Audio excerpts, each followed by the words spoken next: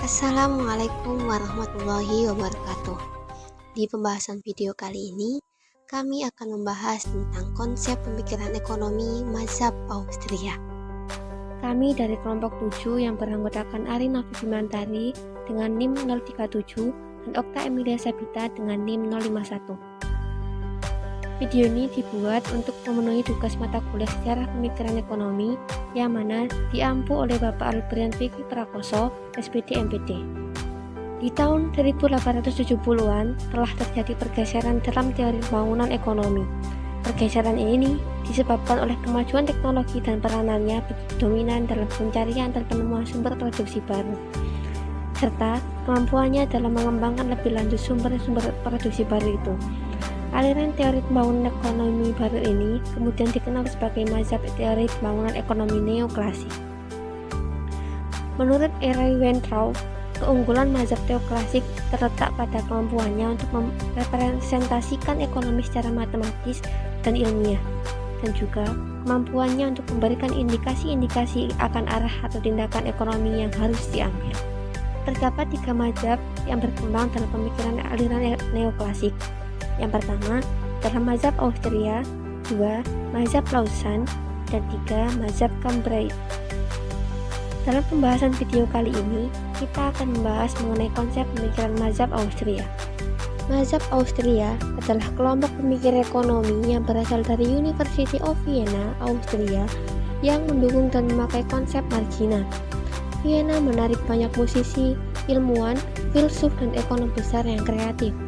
Revolusi yang terjadi di sana melalui Karl Menger yang mendirikan mazhab Austria. Dalam merumuskan pemikiran-pemikirannya, mazhab Austria memiliki ciri pandang khusus, yakni penerapan kalkulus dalam pengembangan teori-teori mereka. Mazhab Austria menyelamatkan Adam Smith dengan model kebebasan alamiahnya melalui 3 cara yang telah disebutkan oleh Skousen pada tahun 2009, yaitu 1. Asal-usul nilai konsumen, 2. Utilitas atau biaya marginal, dan 3. Nilai subjektif. Terdapat tokoh-tokoh utama ekonomi mazhab Austria. Karl Menger 1840 hingga 1921, Friedrich von Wieser 1851 hingga 1926, dan Eugen von Baumbach tahun 1851 hingga tahun 1914. Karl Menger lahir di Neustadt, Austria, tanggal 23 Februari tahun 1840 dan wafat tanggal 26 Februari tahun 1921. Adapun hasil karya pemikiran Menger adalah 1. Tentang struktur produksi, 2. Law of imputation atau input tergantung output, dan 3. Prinsip marginalitas, serta 4. Nilai subjektif. Friedrich von Wieser lahir di Wina tanggal 10 Juli 1851 dan wafat tanggal 22 Juli tahun 1926. Adapun hasil karya pemikiran Wieser adalah bukunya yang paling berpengaruh, Social Economics, dan pencipta istilah utilitas marginal atau Grasnutzen, biaya kesempatan atau opportunity cost, dan perencanaan ekonomi atau economic planning. Eugen von Baumbach lahir di Brno, Austria, tanggal 12 Februari tahun 1851 dan wafat tanggal 27 Agustus tahun 1914. Hasil karya pemikiran Baumbach adalah Capital and Interest, The Positive Theory of Capital, dan Marx and the Closed System. Pemikiran-pemikiran mazhab ekonomi Austria. Yang pertama yaitu harga dan utilitas marginal. Ekonomi Austria memandang nilai ekonomi barang dan jasa subjektif, tidak hanya untuk barang dan jasa, tetapi juga untuk masukan bagi proses produksi seperti barang modal dan bahan baku. Adapun pandangan dari mazhab Austria tersebut kontras dengan ekonomi klasik yang memandang harga adalah fungsi dari biaya produksi.